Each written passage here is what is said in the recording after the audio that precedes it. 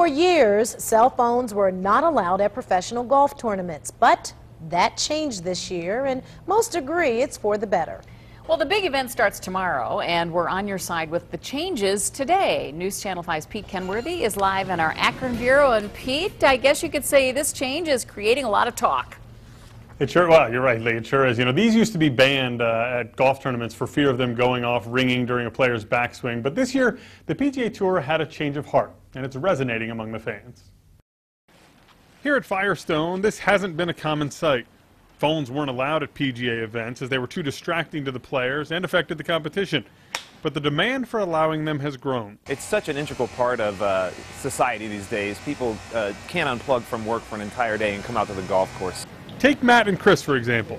They're away from the office and there at the same time. If you're doing work, you want to get away. I have the smartphone capability to read emails and text and respond. It's a great idea because especially during the day, you have business people that you want to be able to bring the revenues in as well. So allowing them to be able to conduct business in some capacity on a course is a great idea. The biggest issue is policing the phones. They must be on silent. You're reminded of that at the entrance.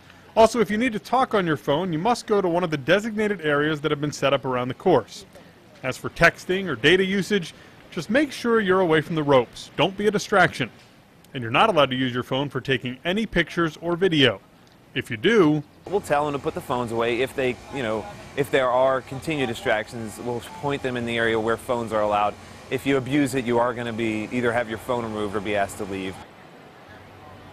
Yeah, that sign kind of says it all right there. Listen, I talked to the defending champion of the Bridgestone Invitational, Hunter Mahan, and he said there have been a couple instances this year where people answer their phone and they're talking too loudly on it, kind of distracting the players. But he said 99% of the time it hasn't been an issue at all. Reporting live in the Akron bureau tonight, Pete Kenworthy, News Channel 5.